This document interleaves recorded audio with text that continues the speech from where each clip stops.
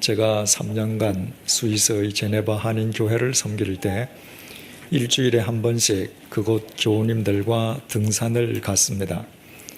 그림처럼 아름다운 알프스 산줄기를 따라서 일주일에 한 번씩 짧게는 왕복 5시간, 길게는 왕복 8시간 산길을 걷는다는 것은 여간 상쾌한 일이 아니었습니다. 제가 처음으로 교우님들을 쫓아서 산행에 나서던 날이었습니다.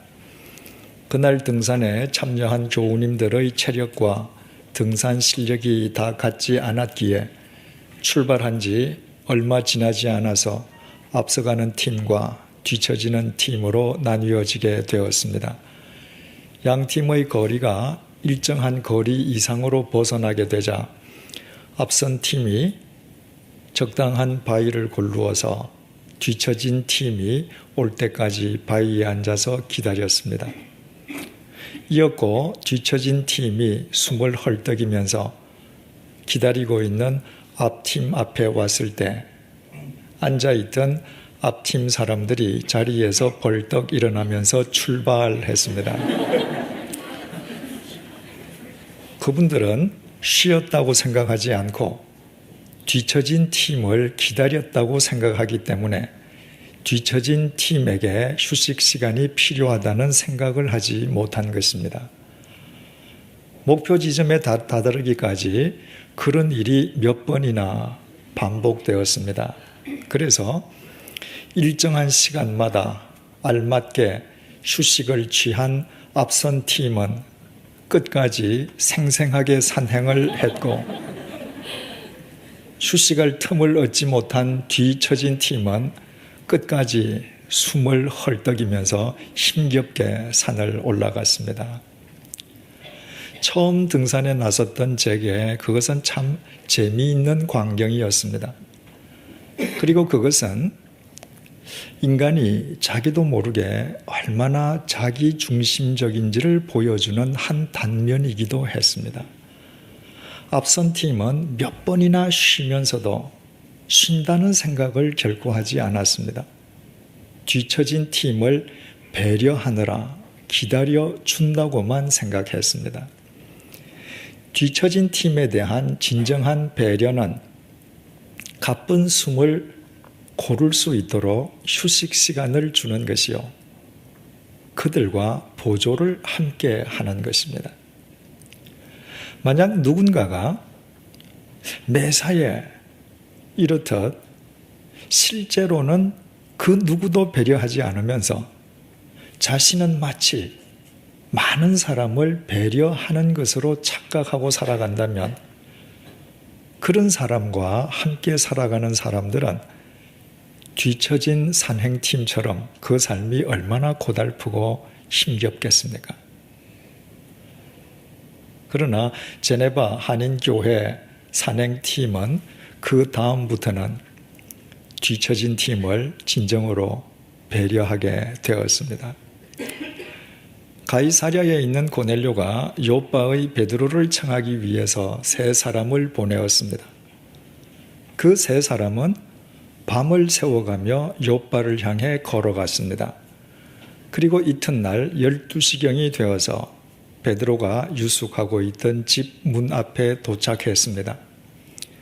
그와 때를 맞추어서 하나님 아버지께서는 베드로가 고넬료의 요청을 거절할 수 없도록 옥상 위에서 기도하던 베드로로 하여금 동일한 환상과 음성을 3번이나 반복해서 보고 듣게 하셨습니다. 그리고 성령님께서 베드로에게 이렇게 말씀하셨습니다. 본문 19절 하반절에서 20절 말씀입니다. 두 사람이 너를 찾으니 일어나 내려가 의심하지 말고 함께 가라. 내가 그들을 보내었느니라. 성령님께서는 베드로에게 성령님께서 보내신 사람이 지금 와 있으므로 의심하지 말고 그들과 함께 가라고 명령하셨습니다. 그 명령에 베드로가 기도하던 옥상에서 내려와 문 밖으로 나갔고 마침 기다리고 있던 사람들과 만나게 됩니다. 그리고 그들은 지난 시간에 생각해 보았던 것처럼 가이사랴에 있는 고넬료가 하나님의 레마를 듣기 위해서 베드로를 청한다는 사실을 밝혔습니다.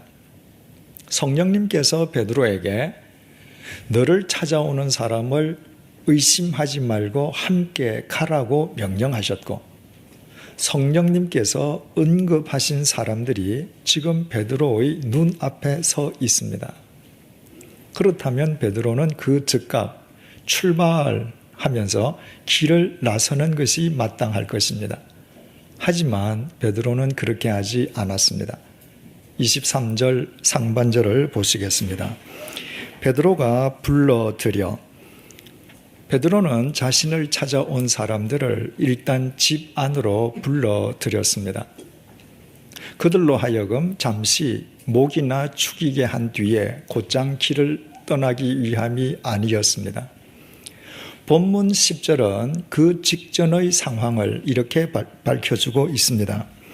그가 시장하여 먹고자 하매 사람들이 준비할 때에 그때의 시각이 낮 12시경이었으므로 베드로는 이미 시장길을 느끼고 있었고, 그 베드로를 위해서 무두장이 집안 식구들이 음식을 준비하고 있었습니다. 따라서 베드로가 자신을 찾아온 사람들을 집 안으로 불러들여 함께 점심 식사를 한 뒤에 출발하려고 했던 것도 아니었습니다. 23절 상반절을 다시 보시겠습니다. 베드로가 불러들여 유숙하게 하니라. 베드로는 그들을 집 안으로 불러들여서 유숙하게 했습니다. 유숙하게 했다는 것이 무슨 의미입니까? 그날 하루를 온전히 쉬면서 묵게 해 주었다는 의미입니다. 본래 원문에 기록되어 있는 헬라어 크세니조는 후히 영접한다는 뜻입니다. 그런데도 우리말 성경이 그 용어를 유숙하게 했다고 번역한 것은 원문의 의도를 그대로 살리기 위한 탁월한 번역이었다고 할 수 있습니다. 23절 하반절을 보시겠습니다. 이튿날 일어나 그들과 함께 갈새 요빠에서 온 어떤 형제들도 함께 가니라. 베드로가 그들과 함께 가이사랴로 향하기 위해서 요빠의 집을 나선 날은 이튿날이었습니다. 따라서 베드로는 자신을 찾아온 사람들을 집 안으로 불러들여서 후히 영접한 것만 아니라 이튿날이 이르기까지 그날 낮과 그날 밤을 편안히 쉬게 해 준 것이었습니다. 그때의 시간이 낮 12시경이라고 했습니다. 아침에 일어나서 오전 중 편안히 쉬었던 베드로로서는 점심 식사로 배를 든든히 채운 뒤에 얼마든지 당장 가이사랴로 출발할 수 있었습니다. 그런데도 베드로는 자신은 출발할 수 있지만 자신을 찾아온 세 사람을 위해서 그날 출발하지 않고 그들을 일단 하루 동안 유숙하게 했습니다. 밤을 새워서 자신을 찾아온 그 사람들에 대한 배려였습니다. 이처럼 베드로는 상대의 입장에서 상대를 배려할 줄 아는 진정한 그리스도인이었습니다. 베드로가 자신을 찾아온 사람들을 불러들여 유숙하게 했던 집은 무두장이 시몬의 집이었습니다.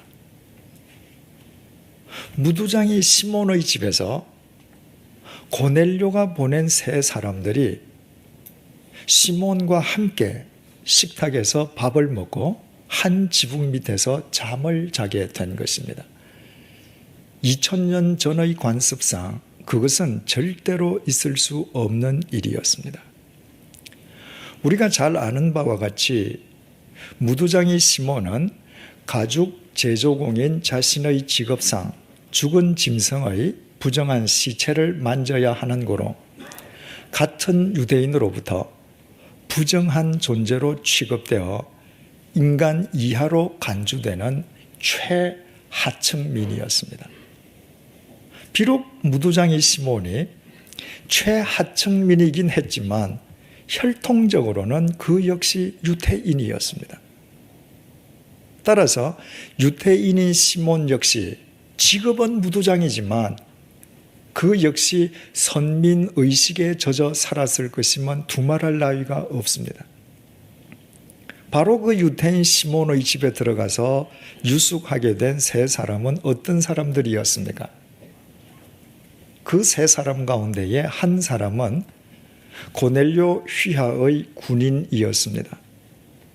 고넬료는 로마 시민으로만 구성되어 있는 정예부대 이탈리아 부대의 장교였습니다. 따라서 그 고넬료 휘하의 군인이라면 이 병사 역시 로마 시민이었음을 알게 됩니다. 유태인인 시몬이 볼 때에 그 군인은 짐승과 같은 이방인이었던 것입니다. 또 나머지 두 사람은 고넬료 집안의 하인들이었습니다. 옛날 로마 제국의 장교들은 이곳저곳 전쟁터를 다니면서 노획한 전쟁 포로들을 집안 하인으로 삼았습니다.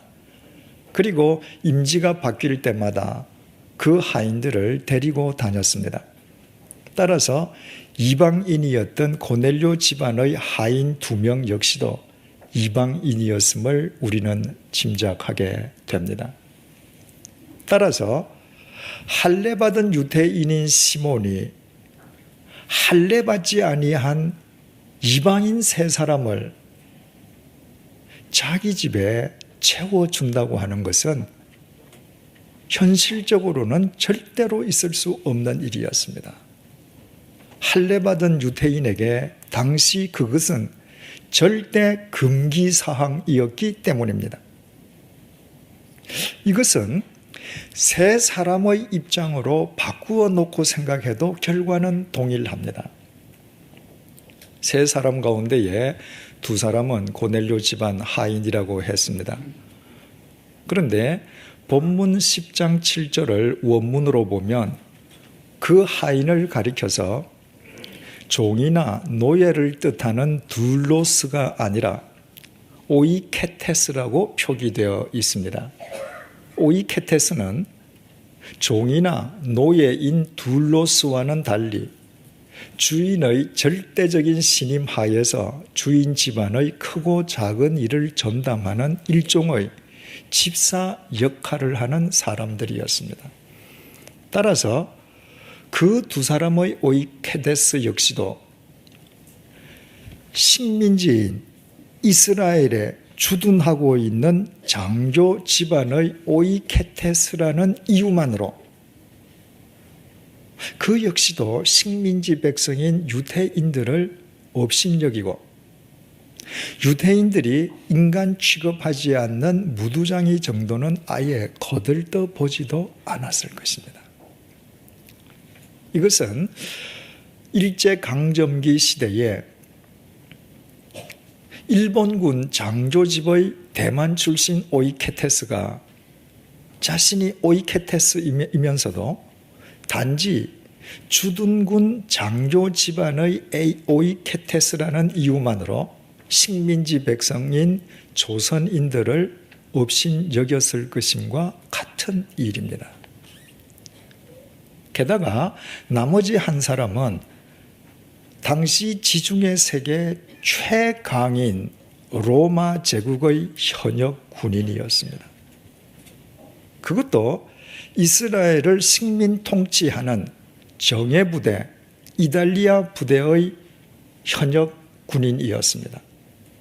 그렇다면 그가 로마 제국이 식민 통치하는 이스라엘 내에서 자기 자신에 대한 자부심과 자존심이 얼마나 컸겠습니까? 따라서 그 로마 제국의 현역 군인이 자기 상관의 오이케테스를 데리고 모든 사람들이 인간으로 취급조차 하지 않는 무두장이의 집에 들어가서 잠을 잔다고 하는 것은 일제 강점기 시대에 일본 군인이 자기 상관의 오이케테스를 데리고 모든 조선인이 인간으로 간주하지 않는 백정의 집에 들어가서 잠을 자는 것처럼 현실적으로는 전혀 불가능한 일이었습니다. 이처럼 유대인인 무두장이 시몬은 이방인을 자기 집에서 재워줄 수 있는 처지가 전혀 아니었고, 새 이방인은 인간으로 간주되지 않는 무두장이 집을 자신들의 유숙지로 선택할 입장이 전혀 아니었습니다. 그런데도 유대인인 무두장이 시몬은 그 새 이방인에게 기꺼이 자기 집을 제공했고, 새 이방인들은 그 무두장이의 집에서 거리낌 없이 음식을 먹고 잠을 잤습니다. 현실적으로는 도저히 있을 수 없는 그런 일이 현실 세계 속에서 일어날 수 있었던 것은 바로 그곳에 사도 베드로가 있었기 때문입니다. 만약에 사도 베드로가 그곳에 없었던들 그 양자는 서로 상종도 하지 않았을 것이요, 한자리에 앉지도 않았을 것입니다. 그렇다고 해서 그것이 베드로 개인의 역량이나 능력으로 인함이었던 것은 아니었습니다. 그것은 베드로가 예수 그리스도를 자신의 주인으로 모신 진정한 그리스도인이었기 때문에 가능했던 일이었습니다. 그가 진정한 그리스도인이었기에 평소라면 서로 상종조차 하지 않을 무두장이와 새 이방인을 예수 그리스도 안에서 한데 어우러지게 하는 주님의 도구로 쓰임받을 수 있었던 것입니다. 사도행전 10장 6절은 그 무두장이의 집이 요빠의 바닷가에 떨어져 있었음을 전해주고 있습니다. 무두장이라는 가죽 제조 직업상, 가죽 제조 과정에서 배출되는 폐수를 처리하기 위해서는 바닷가가 용이하다는 현실적인 필요를 뛰어넘어 모든 인간들로부터 부정한 존재로 간주되어 주위 모든 사람들로부터 경원당하는 무두장이로서는 동네에서 떨어져 외딴 바닷가에 홀로 살 수밖에 없었던 것입니다. 그렇다면 우리는 본문 속의 그날 밤 외딴 바닷가에 떨어져 있는 그 무두장이의 집을 머릿속에 그려볼 수 있습니다. 요빠의 외딴 바닷가에 조그맣고 보잘것없는 집 한 채가 서 있습니다. 그 집은 무두장이 시몬의 거처인 동시에 작업실이기에 전혀 볼품이 없고 청결하지도 않고 도리어 역겨운 냄새가 진동하는 누추하기만 한 집입니다. 평소에 아무도 찾는 사람이 없어서 그 집은 언제나 쓸쓸하게만 보였습니다. 그러나 그날 밤 그 집은 쓸쓸한 집이 아니었습니다. 그날 밤 그 집 속에는 무두장이 시몬과 그의 가족들, 벌써부터 며칠째 그 집에서 묵고 있는 사도 베드로, 그날 낮에 그 집 안으로 들어와서 유숙하고 있는 새 이방인이 한데 어우러져 한 마음이 되어 한 식탁에서 떡을 떼고 함께 오손도손 이야기를 나누고 그리고 함께 잠을 잡니다. 그날 무두장이의 집에는 십자가가 없었습니다. 은혜로운 음악도 없었습니다. 형식을 갖춘 예배도 없었습니다. 그러나 그날 밤 그 무두장이의 집, 그 속에 들어있는 사람들은 이 세상의 그 어떤 교회보다 더 아름다운 교회를 이루고 있었습니다. 위에 계신 예수 그리스도에게 속한 그리스도인으로 살아가십시다. 그분의 눈으로 이 세상을 바라보고 판단하십시다. 그때 우리는 우리와 다른 모든 사람들을 한데 아우르고 그들 한 사람 한 사람을 배려할 줄 아는 이 시대의 베드로가 될 것이요, 100주년 기념교회는 이 사회를 통합시키는 진정한 보편적 교회가 될 것이요, 이 암울한 시대 상황 속에서 우리를 100주년 기념교회 교인으로 살게 하신 주님의 뜻이 우리의 삶과 이 민족의 역사 속에 구현될 것입니다. 기도하시겠습니다. 서로 알지 못했던 우리를 원근 각처에서 양화진으로 불러내시어 100주년 기념교회를 이루게 하시고 지난 3년 동안 우리를 눈동자처럼 지켜주시며 부족한 우리를 통해 영광을 받아주신 주님, 창립 3주년을 맞이하여 주님께서 베풀어 주신 은혜에 감사드리면서 또다시 새로운 1년을 향해 우리의 발을 내딛습니다.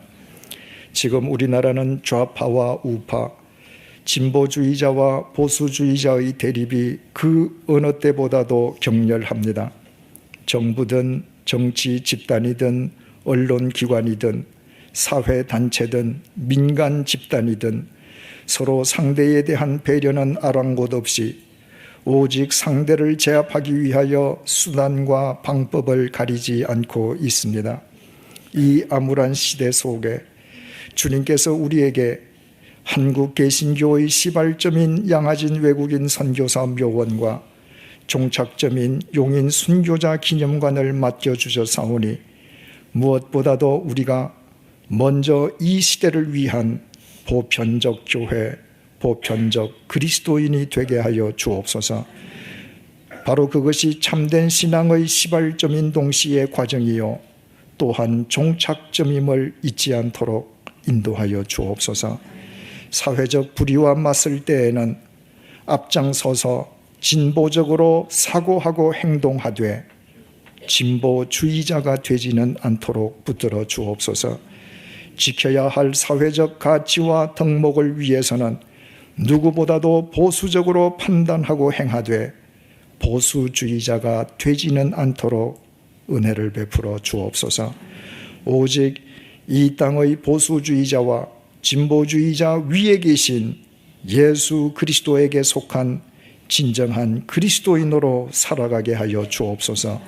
그 결과 그리스도 안에서 상대적일 수밖에 없는 우리 각자의 생각이 교정되게 하시고 그리스도 안에서 나와 생각이 다른 사람을 배려할 줄 알게 하시고 그리스도 안에서 모든 사람을 한데 아우르는 이 시대의 베드로가 되게 하여 주옵소서. 그리하여 100주년 기념교회가 분열된 이 사회를 통합시키는 하나의 미랄이 되게 하시고 이 암울한 시대에 우리로 하여금 100주년 기념교회 교인으로 살게 하신 주님의 뜻이 우리의 삶과 이 민족의 역사 속에 이루어지게 하여 주옵소서. 예수님의 이름으로 기도합니다. 아멘.